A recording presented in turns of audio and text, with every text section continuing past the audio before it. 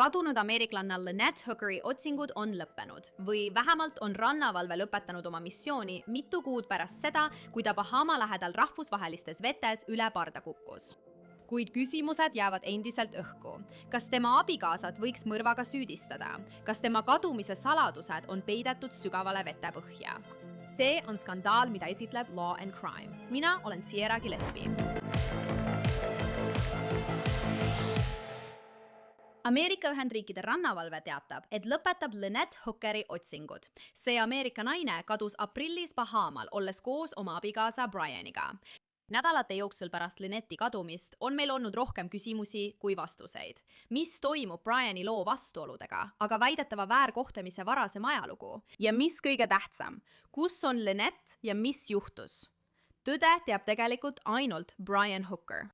Kas see oli traagiline ja ettearvamatu õnnetus või võib see olla midagi palju kurjemat? Tänane skandaal viib meid Abaco saartele, mis on saarestik Bahama põhjaosas. Ja just seal purjetasid Lynette Hooker ja tema abikaasa Brian aprilli alguses. Lynette'i tütre sõnul oli paar abielus olnud umbes 25 aastat ja purjetanud koos üle 10 aasta. Nende viimane reis viis nad Bahamale, kus nad dokumenteerisid oma imelisi seiklusi TikTokis ja YouTube'is. Aga asjad muutusid laupäeval 4. aprillil, kui Lynette kukkus üle parda. Briani sõnul oli tema ja Lynette tol õhtul oma 8 jala pikkuses kummipaadis sõites tagasi oma jahti Solmet. Kui nad sõitsid mööda Elbow Keys Põhja-Bahamadel, ütleb Brian, et lained muutusid väga tugevaks, mis põhjustas Lynette'i paadist väljakukkumise. Pärast seda ütleb ta, et tugev hoovus ilmus ootamatult ja hakkas teda minema viima. CNN teetab, et Brian väidab, et ta nägi Lynette'it viimati siis, kui hoovus teda minema kandis ja ta üritas kaldale ujuda. Aga mingil hetkel ütleb ta, et kaotas ta täiesti silmist. Ja saat läksid asjad veelgi hullemaks. Uurijate sõnul kulus Brianil umbes kella 5 järgmisel hommikul, et teatada Lynette'i kadumisest. Ja seda võiks pidada kahtlaseks, kuid sellel võib olla ka hea põhjus. Väidetavalt, kui Lynette üle parda kukkus, oli tal mootori turvanöör kaelas, mis tähendab, et paadivõti oli Lynette'i käes. Nii et kui ta väidetavalt vette kukkus, lakkas paat töötamast, mis tähendas, et Brian pidi kogu tee kaldale aerutama. Hiljem saatis Brian sõbrale selle teksti sõnumi, kus ta kirjeldas juhtunud. Ta kirjutas osaliselt järgmist, tsiteerin. Tuul viis mind temast eemale ja tema ujus purjepaadi poole ning me kaotasime teineteist üsna kiiresti silmist, kuna päike oli just loojumas. Ma triivisin ja proovisin järgmised 7 tundi ühe aeruga aerutada, kuni lõpuks jõudsin järgmise saare taha randa ja suutsin lõpuks abi saada. Lynette'i kadumisest teatati siis pühapäeval 5. aprillil kell 5:12 hommikul. Pärast seda algas ulatuslik otsing Lynette'i päästmiseks. CNN-i andmetel ei olnud Lynette'il mingit ujuvseadet kaasas, kui ta väidetavalt üle parda kukkus, kuid tema tütar Carly Aylesworth ütles, et Brian jättis talle kõneposti, väites, et ta viskas Lynette'ile ujuvseadme, kui teda eemale veeti. Ja siit lähevad asjad veelgi veidramaks. Carly sõnul võisid tema ema ja Briani vahel asjad pingeliseks minna. Oli isegi teateid, et Lynette üritas Brianist lahku minna nädalatel enne oma kadumist. Siin on see, mida Carly ütles Law and Crime'i Chris Stewartile. Nii et ma lihtsalt ütlesin, et neil on olnud keeruline suhe.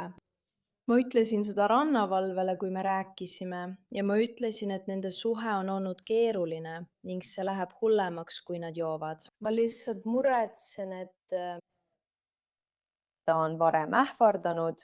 Ma lihtsalt püüan veenduda, et tema viha ei saanud temast võitu ja ta pole teinud midagi, mida ta enam tagasi võtta ei saa. Ma tahan lihtsalt veenduda, et see oli lihtsalt õnnetus, enne kui ma arvan, et mu kahtlused on õiged. Law and Crime rääkis ka Briani sõbraga, kelle nimi on Blaine Stevenson, kes kohtus Hookeritega paadiga sõites. Ta ütleb, et nad said aastaid tagasi sõpradeks ja on seda suhet hoidnud. Kuid pärast Lynette kadumist helistas Blaine Brianile ja salvestas nende vestluse. Ta põhimõtteliselt lihtsalt kukkus kummipaadist välja väikese tuulehoo ajal, umbes 20 sõelme tuult, mis äkitselt tõusis ja umbes 3/4 kuni poole miili pikkusel teekonnal tagasi kummipaadi juurde ja kogu asi kukkus kuradima läbi. Iga asi me ei kandnud päästeveste, las ma vaatan. Oli päikeseloojang ja päike loojus põhimõtteliselt 10 minutit pärast seda, kui ta üle parda kukkus. kas ta ei tapnud teda kummipaadiga, sest see ei olnud kinnitatud millegi ega kellegi külge. Ja tal oli varuvõti kummipaadile oma veekindlas kotis, mis oli temaga kaasas. tuul viis meid nii kiiresti lahku, et ma arvan, et ta üritas tagasi purjekana ujuda meie purjekale, mis oli tõenäoliselt, ma ei tea, umbes 1000 jaardi kaugusel või midagi sellist. Aga lained olid meetri kõrgused ja ma üritasin aerusid nihutada ja üks aersõrm murdus ning kukkus üle ääre vette. Ja ma hüüdsin teda kogu aeg. Ja ma hüüdsin talle, et kaotasin tema aeru ning viskasin ankru välja ja kinnitasin kummipaadi ankrusse ja lihtsalt ma hüüdsin, ma ei näinud teda enam. Pärast mõnepäevast otsingut teatas rannavalve, et missioon on muutunud päästeoperatsioonist otsinguks, mis tähendab, et nad usuvad, et Lynette on tõenäoliselt surnud. Kuid see müsteerium jätkub. Carly, tema tütar, ütleb, et tema emal ja kasuisal oli varem väidetavalt probleeme. Ja veel kord, need on tema sõnad ja tema väited. Olen kuulnud tema teistelt sõpradelt, et ta ütles, et temaga koos olla ei ole turvaline. Sest kui ta vihastab, võib ta muutuda hirmutavaks ja vägivaldseks. Ma ei ole näinud, et oleks kedagi täie jõuga löönud, aga ta haarab kaelast ja kägistab. Ma soovin, et oleksin rohkem tähele pannud. Ma ausalt öeldes ei tea, mida ma oleksin saanud siin teha, aga ta saatis mulle häälsõnumi, kus ta kõlas väga purjus kell 23:30 õhtul. Ja ma lihtsalt, ta ütles, et räägib minuga hommikul. Ma olin nagu, okei, ema. Ja ma lihtsalt ei teinudki midagi selle kohta, aga oleksin pidanud, ma ei tea. See oli nagu märk sellest, et jah, nad on palju joonud. Ja ma tean, et nad olid umbes 1,5 aastat kained, sest nad teadsid, millised probleemid tekivad, kui nad joovad. Nii et nüüd, kui see juhtub sagedamini, olen lihtsalt mures, et midagi ongi juhtunud. Siis 8. aprillil võeti Brian Hooker Bahamal vahi alla.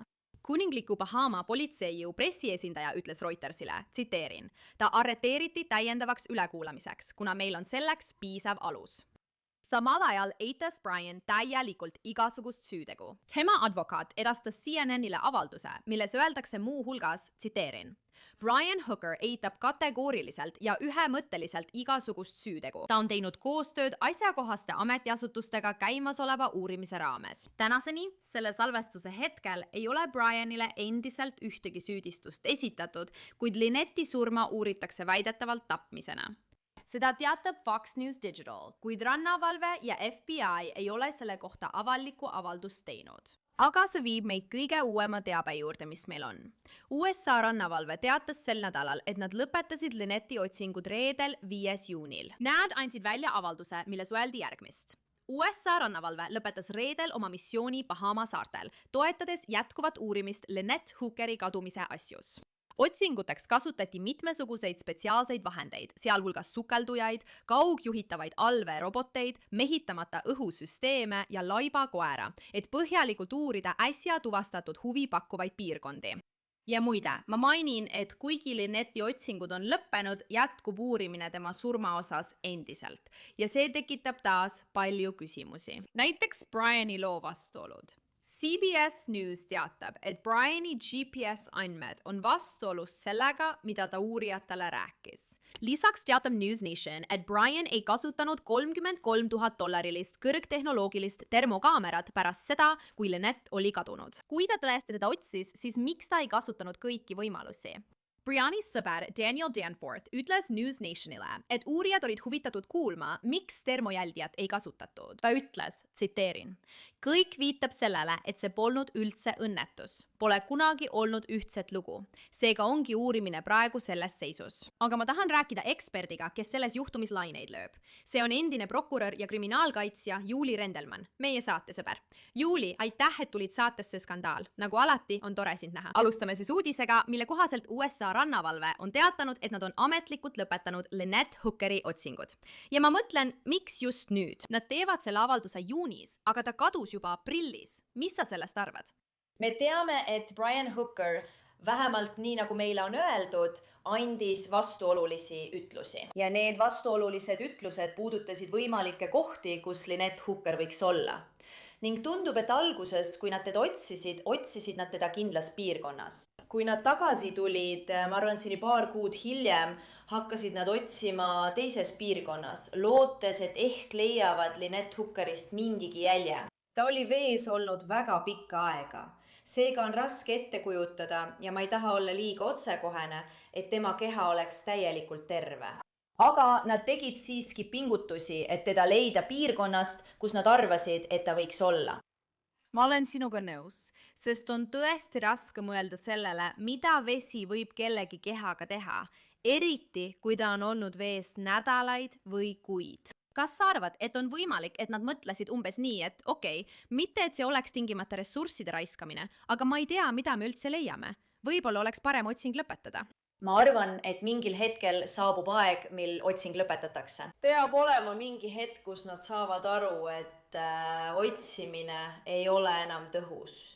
Ma arvan, et see on mõlemat pidi. Ma arvan, et üks asi on see, et nad mõistavad, et keha ei pruugi enam olla terviklik. Aga kuna neil oli see uus teave, siis ma arvan, et nad pidasid oluliseks teha vähemalt mingi pingutus selles kohas otsimiseks. Tead, mis on selle kõige juures veel huvitav, Juuli? Me oleme seda juhtumit kajastanud sõna otseses mõttes sellest ajast, kui Lynette kadus. Me jälgisime otsinguid, uudiseid ja lõpuks võeti Brian Hooker vahi alla. Nii et me kõik mõtlesime, jumal küll, kas talle esitatakse süüdistus? Mis siin toimub? Kuid talle ei ole süüdistust esitatud. Ma tean, et mõrva kahtlust on seal mainitud. On olnud teateid, et võib-olla uuritakse seda kui mõrva, aga talle ei ole süüdistust esitatud. Sinu kogemuse põhjal prokurörina, miks sa arvad, et talle ei ole süüdistust esitatud? Ma arvan, et uurijate ja prokuröri vaatenurgast võib olla liiga vara, et Brian Hookerile süüdistus esitataks. Pea meeles, Sierra, et kellegi süüdistamiseks peab kõigepealt olema tõenäoline põhjus. Aga selleks, et seda juhtumit vandekohtule esitada ja lasta neil otsustada tema süü või süütuse üle, peab sul olema tõendeid ilma põhjendatud kahtluseta. Me teeme vähemalt seda, mida meile räägitakse. Ja jällegi, kõik, mida meile räägitakse, on teatud mõttes killustatud, mis tähendab, et me ei tea täpselt, mida uurijad teavad ja mida nad ei tea. Meile öeldakse, et ta andis vastuolulisi ütlusi. Tundub, et ta tõesti tegi seda, sest nad läksid tagasi asukohta, kus nad arvasid, et keha võib olla, mis oli erinev sellest, mida ta varem oli öelnud. Nii et me teame, et ta andis tõenäoliselt vastuolulisi ütlusi. Me ei tea nende vastuoluliste ütluste täielikku ulatust, kuid tundub, et ta tõesti tegi seda. On olemas teooriaid, naabrid räägivad nüüd sellest ja ma usun, et ka Lynette Hookeri ema, et nende kahe vahel oli perevägivalda. Kui ulatuslik see oli, ma ei tea. Ma arvan, et üks asi, mida kas siis õiguskaitseorganid või prokuratuur võib-olla uurib, on see, mis oli motiiv. Kas tal oli tüdruksõber, kellest keegi ei tea? Kas see on keegi, kellest ma rääkisin hiljuti, et kas ta tegi 2 nädalat varem elukindlustuspoliisi? Ma mõtlen erinevad asjad, mis võivad vähemalt kaudselt tõestada, et tal oli motiiv teda tappa. Okei, sa tõid välja paar asja, millest me selles episoodis rääkisime ja ma tahan natuke sügavamale minna. Alustame siis nendest vastuoludest. Sa rääkisid sellest, kus ta ütles, et okei, ta kukkus siin selles piirkonnas abipaadist üle parda, aga midagi ei leitud. Ja siis nad vaatasid hoopis teises piirkonnas ja neil tekkis tunne, et võib-olla on hoopis see suund õige. On ka vastuolusid, mis puudutavad näiteks GPS-i, aega, millal ta teatas tema kadumisest ja muid selliseid asju. Mis sa sellest arvad? Ma mõtlen, et sul on ju mõlema poole info. Sul on olemas nii prokuratuuri kui ka kaitse poole vaade. Aga kui sa oleksid tema kaitsja, kas sa ei võiks öelda midagi sellist, et see oli väga stressirohke hetk, tema naine kukkus üle parda, ta oli väga pinges. Muidugi ei mäleta ta kõike sekundi pealt täpselt. Aga kui sa oleksid prokurör, kas sa ei võiks öelda, et kas ta ei peaks sellistele asjadele tähelepanu pöörama? Kas see ei käi siis mõlemat pidi? Jah, see käib mõlemat pidi. Ma arvan, et sul on õigus. Prokurörina oleks vastus vastuolulistele ütlustele see, et tegemist on mehega, kes on kogu aeg vee peal, tema naine on kogu aeg vee peal, ta tunneb GPS-i, ta teab, kus nad on. Võib-olla üks põhjus, miks ta ei räägi tõtt ja see on see, et ta ei taha, et nad leiaksid keha. Kui nad leiavad keha, saavad nad teada, et teda on tulistatud, teda on pussitatud. Teda on, tead küll, mingil moel julmalt koheldud ja see on prokuratuuri teooria. Kaitsja poolelt on seisukoht, et me teame, et nad jõid palju. See on vähemalt üks asi, millest me oleme kuulnud. Võib-olla oli ta nii purjus, et ta ei mäleta, kus nad olid. see, mida sa väitsid, oli, et võib-olla oli ta nii endast väljas, et ta lihtsalt ei mäleta täpselt, kus asjad olid. Ma arvan, et vastuolud iseenesest oleksid prokuröridele edaspidi probleemiks, kui meil rohkem tõendeid ei oleks. aga kuidas on ähvardustega, sa mainisid seda. Me tegelikult tegime intervjuu, minu töökaaslane Chris Stewart rääkis Lynette'i tütrega, kes ütles, et jah, see suhe, tead, ma olen kuulnud, et võib-olla oli seal perevägivalda, et minevikus on Brian olnud vägivaldne. Need on kõik väited, meil ei ole seda kinnitatud. Aga kas see on midagi, mida uurijad ja prokurörid tahaksid lähemalt uurida? Absoluutselt ja oli infot, et Brian Hooker oli aastaid tagasi arreteeritud, ma arvan, et see oli kas tema 12-aastane tütar või kasutütar, ma ei mäleta täpselt, esitati kallaletungi süüdistusi. Ma usun, et ta mõisteti selles asjas õigeks. Tema ja Lynette'i kohta esitati süüdistusi perevägivallas. Aga ma usun, ja palun parandage mind, kui ma eksin, et oli viide, et Lynette oli arreteeritud perevägivalla eest, kuid need süüdistused ei viinud kuhugi. Aga loomulikult peavad prokurör ja õiguskaitseorganid uurima kõiki viiteid perevägivallale, kõike, mida ta võis öelda, mis viitaks sellele, et see polnud õnnetus. Ma siiski pean imestama, sest sa rääkisid kogu selle asja motiivist, et võib-olla, ja see on muidugi spekulatsioon, aga kas ta võttis elukindlustuse, kas tal oli suhe? Kõik need asjad, millest me räägime erinevates skandaalide episoodides, mis võiksid viidata motiivile. Ma ei tea, kui hästi sa Bahama seadustega kursis oled, aga kas neil oleks seda vaja? Ma mõtlen, siin Ameerika Ühendriikides pole meil ilmselgelt motiivi vaja, et süüdistust esitada või süüd tõestada või midagi sellist. Aga kas selline asi tugevdaks prokuratuuri juhtumit? See on väga hea küsimus ja motiiv ei ole kunagi nõue. Jällegi, ma ei tunne Bahama seadusi täpselt, aga Ameerika Ühendriikides ei ole see kindlasti nõutav. Aga vandekohtule meeldib motiivi kuulda. Neile meeldib teada, miks keegi tahaks kedagi tappa. See ei pea olema selge, see ei pea olema elukindlustuspoliis nädal enne juhtunud. See võib olla midagi nii lihtsalt, nagu mulle ei meeldinud, kuidas ta mulle otsa vaatas, nii et ma tapsin ta. Need on motiivid, aga need ei ole nõutud. Need lihtsalt aitavad prokuratuuri. Ma mainin ka, Sierra, et on spekuleeritud, et kui selle juhtumi puhul toimuks arreteerimine, siis see ei toimuks Bahama saartel, see toimuks Ameerika Ühendriikides. Ja on olemas föderaalseadus, mis võimaldaks sellel juhtuda. Jah, see on midagi, millest olen rääkinud ka mõnes oma varasemas episoodis, sest ilmselgelt juhtus see vees või õigemini vee peal Bahama saartel, kuid tõenäoliselt viiakse asi tagasi Ameerika Ühendriikidesse. Aga ma arvan, et see viibki mu järgmise küsimuseni, et kui sa oled prokurör, oletame, et tegemist on mõrvajuhtumiga, sest just sellist infot meile natuke antaksegi. Meil ei ole veel ühtegi süüdistust ega midagi, aga oletame spekulatsiooni mõttes, et tegu on mõrvasüüdistusega. Kas see ei tee asja keeruliseks, et praeguseks pole veel surnukeha leitud? Me oleme aastaid rääkinud neist juhtumitest, kus mõrv on toime pandud ilma surnukeha leidmata, Sierra. Ja me oleme näinud juhtumeid, kus ilma surnukeha leidmata on jõutud süüdimõistva otsuseni. Mis on probleem, kui surnukeha pole leitud? Esiteks, meil puudub tõend, et inimene on tegelikult surnud. Õige. Ja teiseks, mis on kõige olulisem, meil puudub tõend selle kohta, mis oli surmapõhjus.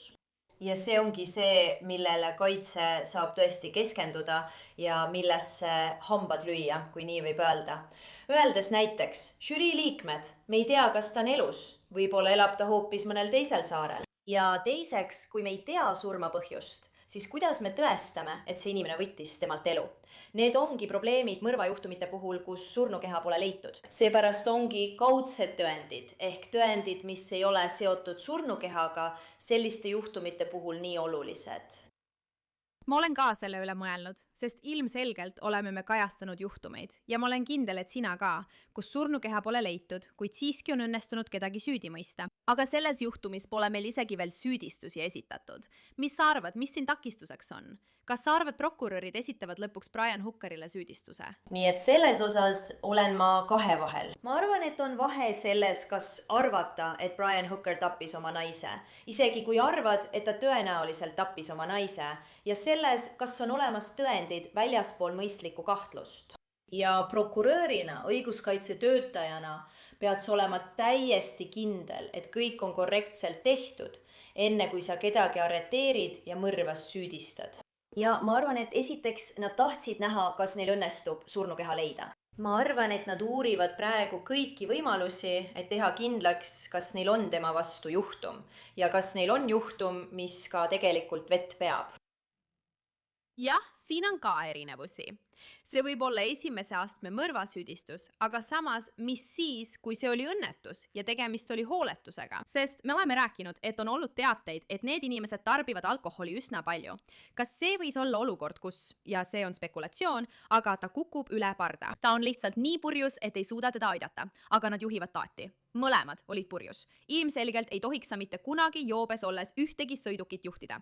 Kas see võiks olla isegi tapmine või hooletuse süüdistus või midagi sellist, kui esimese astme mõrvasüüdistust ei esitata? See on jälle nii hea küsimus ja jah, kõik on võimalik, aga pea meeles, et kõik sõltub sellest, mida tema ütleb.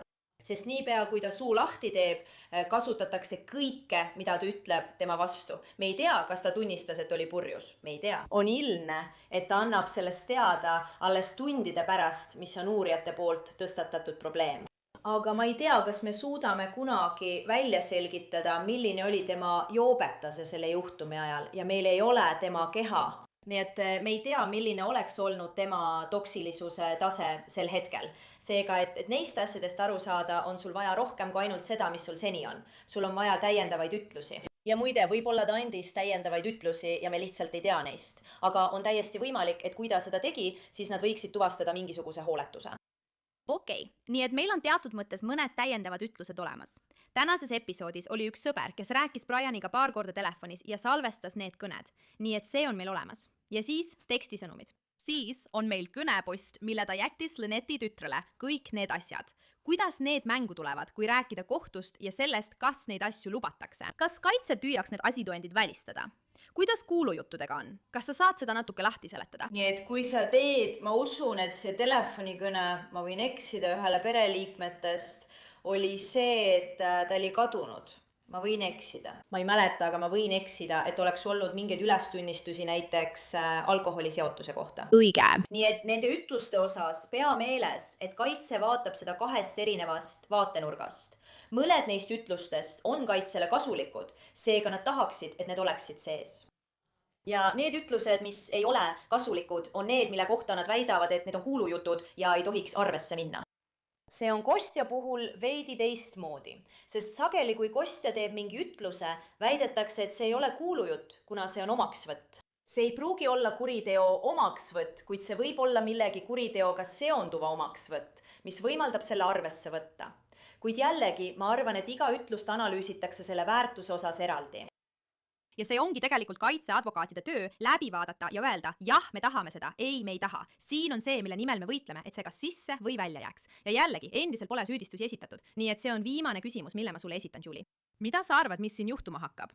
Ma mõtlen, ma tean, et inimesed tahavad õiglust. Meil ei ole endiselt vastuseid, kus Lynette on. Sa mainisid midagi, mida kaitse võiks öelda. Tead küll, kas ta lahkus vabatahtlikult?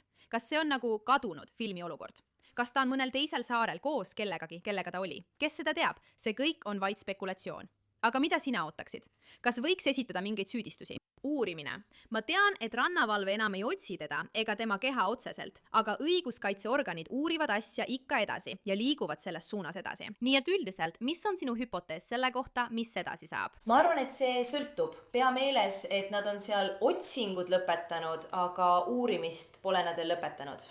Ja me teame, et nad vaatasid paati ja kummipaati, et otsida, ma eeldan, mingisuguseid kohtuekspertiisi tõendeid. Ma ei ole kindel, kas neid üldse leitakse. Pea meeles, nad elasid sellel paadil. Näiteks, kui seal oleks vereplekk, siis ma ei tea, kas see tõestaks, et toimus rünnak. Aga minu arvates on, nagu ma ikka ütlen, veel liiga vara järeldusi teha. Minu jaoks on liiga vara eeldada, et ta arreteeritakse. Seni, mida ma tean, tundub, et neil ei ole piisavalt tõendeid. Aga ma ei ole nende asemel. Ma eeldan ja loodan, et neil on palju saladusi, mida nad pole ajakirjandusele avaldanud ja hoiavad neid enda teada, sest tavaliselt nii uurimine käibki. Ja kui on olemas tõendeid, millest me ei tea ja mis viitavad tema suunas, siis võib-olla näeme ka arreteerimist. Eeg annab arvust. Jah, ma arvan, et nii see peakski minema, eks, sest sa tahad säilitada uurimise terviklikkust, et kui midagi tõesti juhtus, saaksime kõike kohtus kasutada. politseinikud, uurijad, detektiivid, kes iganes, tahavad tõesti veenduda, et kõik oleks korras, kõik oleks kontrolli all.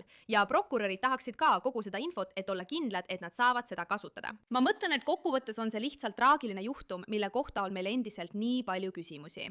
Julie Wendelman, aitäh, et tulid saatesse Skandaal ja jagasid meiega oma arvamust selle juhtumi kohta. aitäh, et mind kutsusid, nagu alati. Kui teil on teavet Lynette Hookeri asukoha kohta või vihjeid selle juhtumi kohta, palun võtke ühendust USA rannavalvega, sest uurimine jätkub endiselt.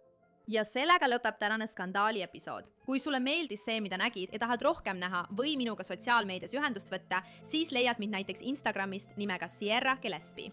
Aitäh, et vaatasid tänast Skandaali episoodi. Nagu alati, olen sinu saatejuht Sierra Gillespie ja kohtume juba järgmisel korral.